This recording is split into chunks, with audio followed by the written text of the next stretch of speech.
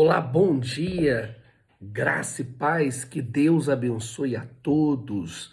Mais um dia que Deus nos deu a oportunidade de estudar a palavra dele. Então, vamos aproveitar esta oportunidade. E hoje nós vamos explicar o capítulo 2, 3, 4, 5 e 6 de Eclesiastes. Livro esse da autoria do rei Salomão, o homem mais rico e mais sábio de toda a história, de todo o mundo, é ou não é verdade? Então, ele começa aqui no capítulo 2 de Eclesiastes, dos prazeres que não têm sentido. O propósito aqui é mostrar a futilidade das conquistas e prazeres terrenos, né? Sem Deus, as coisas não têm sentido. E ele começa aqui no capítulo 2, no verso 1, fala: os prazeres não têm sentido. Eu disse a mim mesmo: venham, experimente a alegria, descubra as coisas boas da vida. Mas isso também me revelou inútil. Concluiu que rir é loucura e a alegria de nada vale. Então, Salomão aqui ele está falando, ele descreve a sua busca por prazeres e realizações. Então ele experimentou, né, os prazeres da vida, acumulando de riquezas e visando grandes obras. E ele fala muito aqui da sua vida, da sua experiência, e ele vai continuar aqui no verso 11. Então, tudo que ele está falando são experiências da vida que ele viveu e passou. No verso 11, ele fala assim, ó: contudo, quando avaliei tudo que as minhas mãos haviam feito e o trabalho que eu tanto me esforcei para realizar, percebi que tudo foi inútil. Eita glória! Então Salomão falou: poxa, percebi que tudo foi inútil, né? Eu já vou te explicar aqui a visão de Salomão. Que tudo foi inútil, foi correr atrás do vento, não há nenhum proveito no que se faz debaixo do sol. Então, Salomão aqui, no verso 11, ele vai falar aqui que tudo é vaidade. Então, tudo na vida vai passar. Eu quero que você venha ter isso na sua mente, que tudo na vida vai passar. Então, hoje nós temos um entendimento por causa do Velho Testamento, do Novo Testamento, da nossa conversão, do Senhor Jesus, do Espírito Santo. Hoje nós temos esse entendimento. Então, que a nossa vida tem que ecoar a eternidade. Então, muitos, eles não têm este conhecimento que nós temos. Nós queremos a nossa salvação, nós queremos a nossa eternidade. Cuida para você não viver somente aqui na terra, né? Baseado somente aqui. Você tem que visar a eternidade. Tudo isso se resume na eternidade. No verso 18 e até o verso 21, ele fala: poxa, mesmo diante do trabalho árduo, o trabalho pesado, outro pode vir e o outro vai tomar posse, né? Então, ele está falando aqui que serão sábios todos aqueles que têm essa visão. O verso 18, olha só o que diz aqui no verso 18 do capítulo 2. Diz assim, verso 18, diz assim, olha só, no 17: por isso desprezei a vida, pois o trabalho se faz debaixo do sol pareceu muito pesado. Tudo era inútil, era correr atrás do vento. Desprezei todas as coisas pelas quais eu tanto me esforcei debaixo do sol, pois terei deixá-las para aquele que me suceder. Então, você vê tantos pais, né, que constroem grandes impérios e deixa tudo para os filhos. E o filho, sem sabedoria, sem a direção de Deus, destrói tudo. Ou vende tudo e torra o dinheiro em questão de meses, ou destrói tudo porque não tem a sabedoria. É isso que Salomão estava falando. Então, o que que nós, eu e você, temos que deixar? Deixar um legado de fé, deixar esse legado da nossa fé que vai ecoar por toda a eternidade, né? Então, ele vai continuando aqui no verso 24. Então, aqui a sabedoria profunda, ele deixou pérolas preciosas para mim e para você e para todos nós. No verso 24, ele diz assim: para o homem não existe nada melhor do que comer, beber e encontrar prazer no seu trabalho. Então você trabalha para quê? Para você comer bem, vestir bem, desfrutar do seu trabalho. Tem pessoa que só trabalha, trabalha, ela não desfruta, desfruta. Você tem que desfrutar. Como diz o outro, o trabalho é para quê? Eu, na verdade, para desfrutar do seu trabalho. Então Salomão falou, nada melhor do que comer, beber, desfrutar do seu trabalho. Ele diz assim, e vi que isso também vem da mão de Deus, glória a Deus. E quem aproveitou melhor as comidas e os prazeres do que eu? Amém? Quem que aproveitou melhor do que as comidas e os prazeres do que eu? Acho que ninguém, né? Vamos lá, mas isso daqui é outro assunto. Ao homem que agrada a Deus, dá sabedoria e conhecimento e felicidade. Quanto ao pecador, Deus encarrega de ajuntar e armazenar riquezas para entregá-lo a quem agrada. Isso também é inútil, a correr atrás do vento. Você veja, quem agrada a Deus, Deus vai dar riquezas e honras. E quem vive no pecado, Deus vai fazer acumular de riquezas para entregar em nossas mãos. Toma posse disso.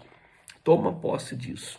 Tem pessoas que estão acumulando grandes coisas para entregar nas tuas mãos. Pode ter certeza disso. Então, nós temos que olhar muito para a eternidade. Muito. Nós temos que ser pessoas extremamente espirituais, porque tudo isso daqui vai passar.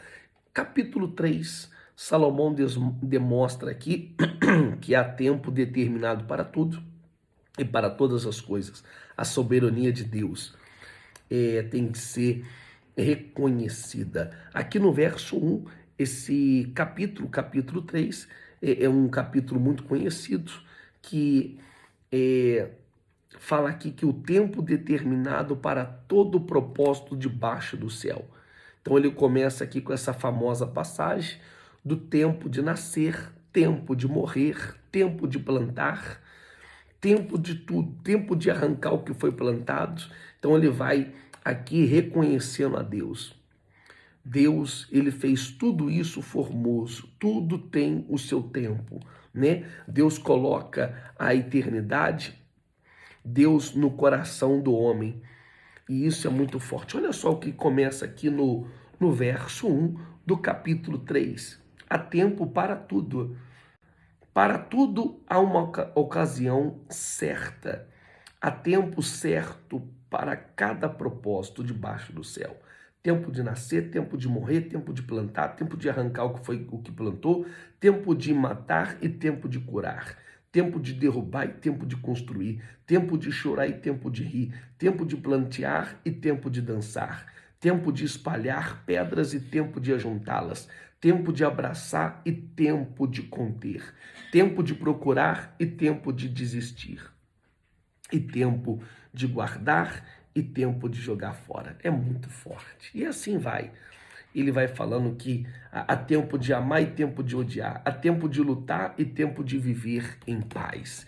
Então, isso daqui é um dos capítulos mais conhecidos da Bíblia, né? Então, Deus, ele coloca essa eternidade no coração do homem. Mas ele disse também que Deus fez tudo formoso no seu tempo. Não tem nada melhor do que as coisas acontecerem. Nossa, meu amor, já parou. Acontecer. Eu não parou, não. Aqui, ó. Deixa eu ver aqui. Tá continuando. Gostaria da ajuda da pastora Kátia aqui, para a gente continuar aqui.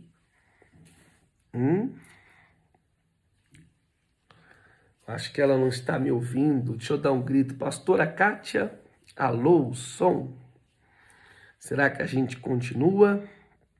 Alô, teste, som. Quem está me ouvindo aí?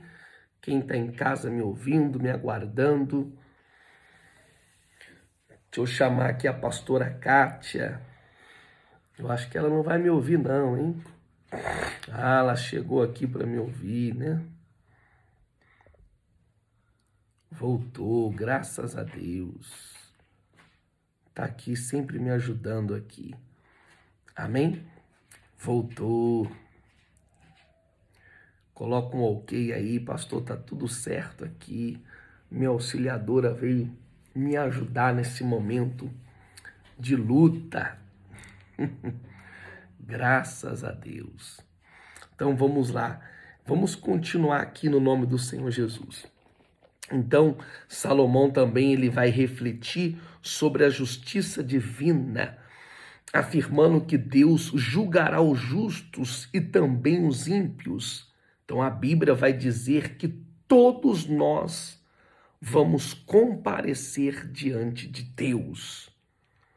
Como assim, pastor? Isso, todos nós vamos comparecer diante do Eterno, diante das nossas falas, os nossos atos, as nossas obras, da maneira que nós vivemos. Então, a vida aqui na terra, ela vai passar.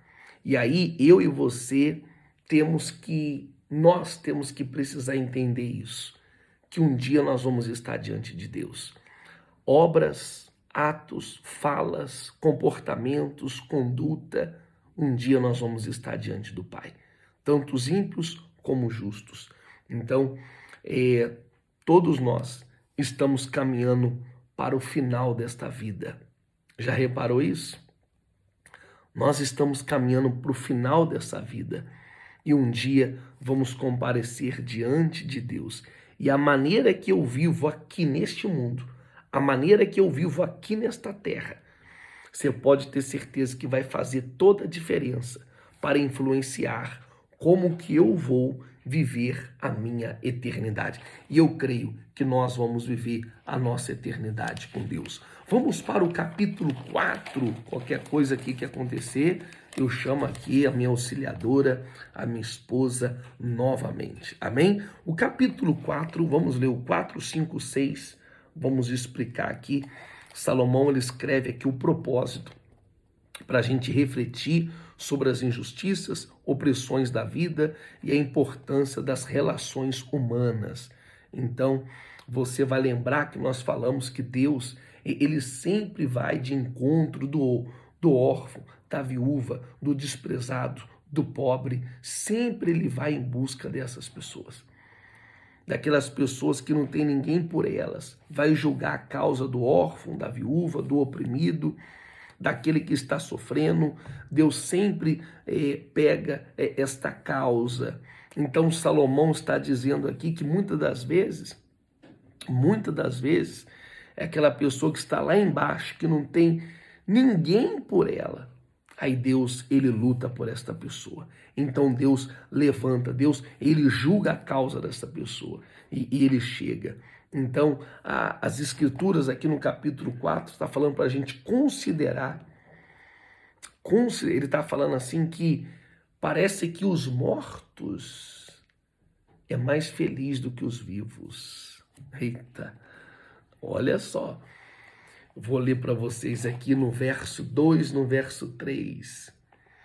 De novo, olhei e vi uma opressão que ocorre debaixo do sol.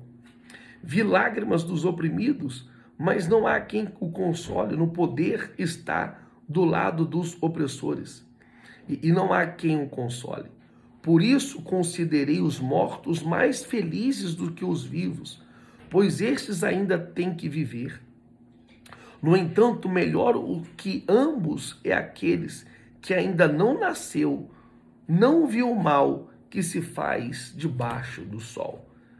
Então, melhor aquele que nem nasceu ainda para ver tudo isso que está acontecendo. Melhor os mortos do que esta pessoa que tem que viver.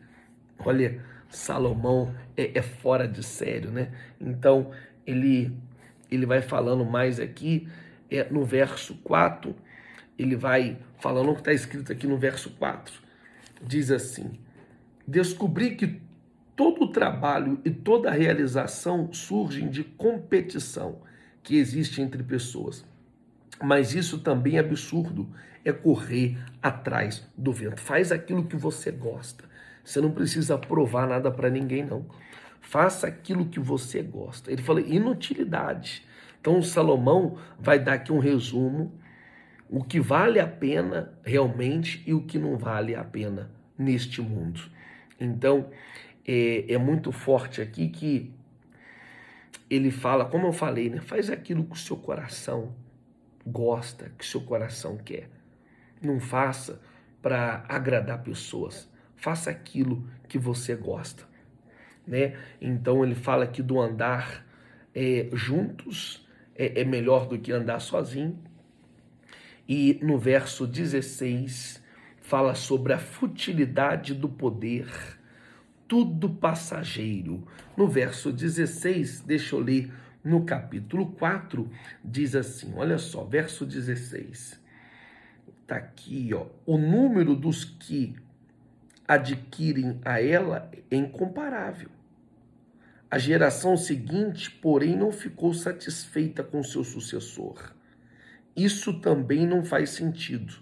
É correr atrás do vento. Vamos então para o capítulo 5. Ele vai aqui instruir sobre a reverência de cultuar a Deus e a futilidade das riquezas. Ele começa aqui exortando sobre a importância de cumprir os votos feitos a Deus e ser prudente.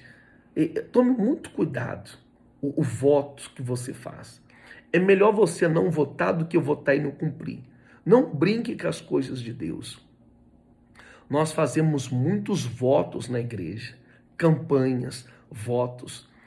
Eu estava até conversando hoje com a minha esposa, eu falei assim, poxa, será que a pessoa entendeu? Porque a gente explica, mas quantas são as pessoas que fazem um voto sabendo já que ela não vai cumprir? Então ele vai falando aqui para a gente ser prudente. Ser prudente. O que falar diante da presença dele? E no verso 1 diz assim, olha só, verso 1 do capítulo 5.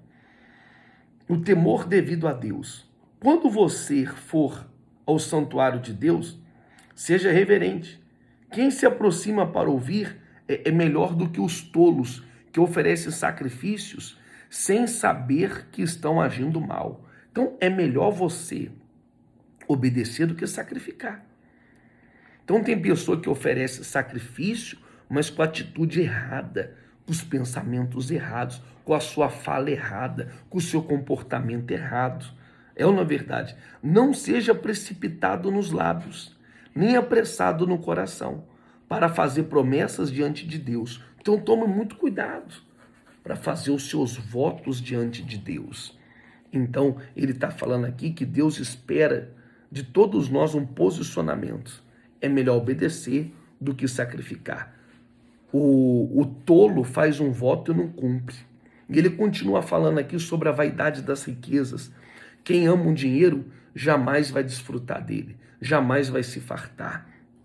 No verso 10, fala que o nosso coração tem que ser do Senhor. Amém? Se não for, você vai passar aqui a vida inteira correndo atrás do dinheiro, da prosperidade e nunca vai ter nada. E isso tudo é vaidade. A coisa melhor que tem é você comer, beber e desfrutar. Amém? Isso aqui é algo glorioso. Então no verso 18, diz assim, no verso 18 do capítulo 5, diz assim, olha só, 18, no versículo 5. Assim descobri que para o homem o melhor é que mais vale a pena é comer, beber e desfrutar o resultado do seu esforço, que se fez debaixo do sol, durante os poucos dias da sua vida que Deus lhe dá, pois essa é a sua recompensa. Amém? Sabe viver com paz, você tem que saber viver. Salomão está falando, dando pérolas preciosas para a gente viver, comer, beber, desfrutar do seu trabalho, viver uma vida em paz. Amém? Vamos para o capítulo 6, né? Ele vai refletir aqui sobre a insatisfação humana e a futilidade das posses. No verso 1, diz assim, do capítulo 6, diz assim: vi ainda outro mal debaixo do sol, que pesa bastante sobre a humanidade. Deus dá riquezas, bens e honra ao homem, de modo que não lhe falta nada, que os seus olhos desejam, mas Deus não lhe permite desfrutar tais coisas, e outros que as desfrutam em seu lugar. Isso não faz sentido. É um mal terrível. Um homem pode ter 100 filhos e viver muitos anos. No entanto, se não desfrutar as coisas boas da vida, digo que é uma criança que nasce morta e nem menos recebe um enterro digno, tem melhor sorte que ele. Então, ele está falando da vitória. Agora aqui eu vejo ele falando aqui da vitória, né? Porque ele fala assim, deixa eu até ler de novo aqui, ó. É Deus dá riquezas e bens ao homem, de modo que não falte nada aos seus olhos. Mas Deus não lhe permite desfrutar tais coisas, e outros desfruta em seu lugar. Isso não faz sentido, é um mal terrível. Um homem pode ter 100 filhos e viver muitos anos. Digo que uma criança que nasce morta e nem ao menos recebe um enterro digno, tem melhor sorte do que ele.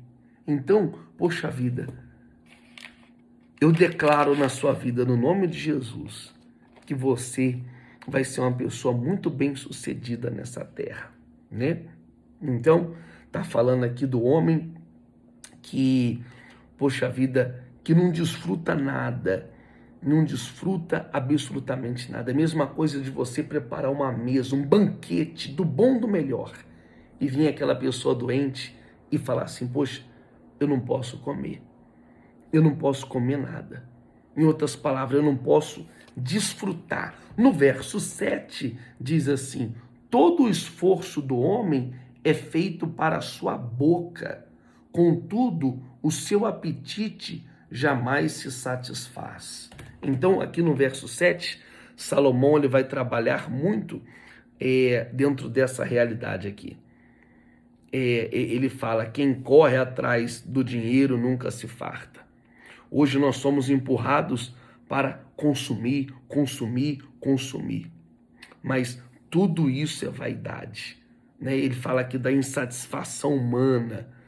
Então aqui no verso 9, diz assim também aqui no verso 9, melhor é contentar-se com o que os olhos veem do que sonhar com o que se deseja. Isso também não faz sentido. É correr atrás do vento, né? Então ele está falando aqui, ó, desfruta do que você tem. Desfruta do que você tem. Então é trabalhar e desfrutar daquilo que você tem.